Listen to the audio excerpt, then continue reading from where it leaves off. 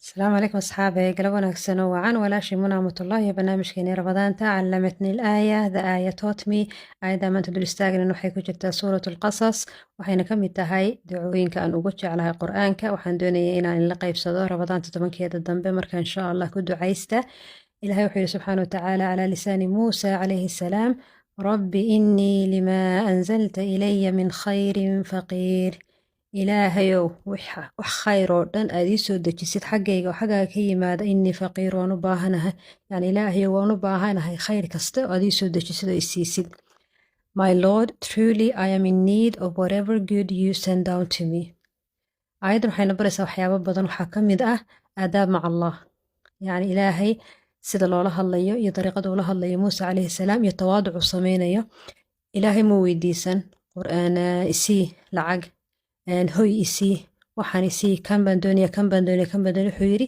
rabbi innii limaa anzalta ilaya min khayrin faqiir wax kastoo khayra ilaahay ood isiinaysid waan u baahnahay yani subxaana watacaala wuxuu ilaahay si ula hadlaya tusayaa inuu ilaahay og yahay muuse baahidiisa he knows what muuse calayhi salaam needs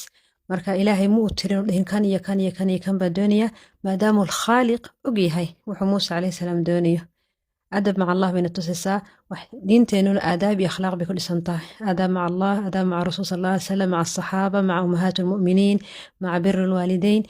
aadaab iyo akhlaaq oo dhan bay diinteena ku dhisan tahay marka subxaana tawaaducayna tusaysaa talabaadna waxayna tusaysaa ducadaas markuu akhriyey muuse calayhi salaam geedka hor intuu hoos fadhiistay waad garanaysid qisada ay ku timaaday waxaana qof kasta kula talinaya tafsiirka qur-aanka inuu barto ugu yaraan xataa inuu dhegeysto oonu ku celceliyo marka muuse calayhi salaam markuu u dhaamiyey labadii hablood culammadu yidhaahdaan waa shucayb hablihiisii allahu aclam laakiin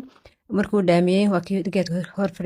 hoos fadhiistay oo yidhi rabbi innii lima anzalta ilaya min khayrin faqiir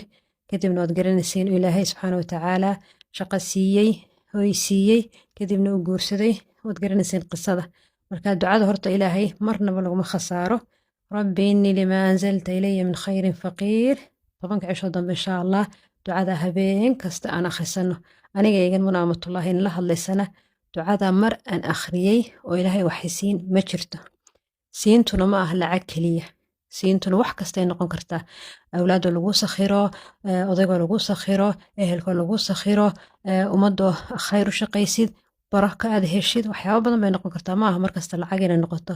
laakiin waxaan ilaahay markhaati uga kacayaa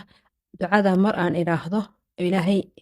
faraj isiin ma jirto marka insha allah nafteena waxaan kula dardaarmaya insha allah ducada in carabkiina ku badisiin rabbi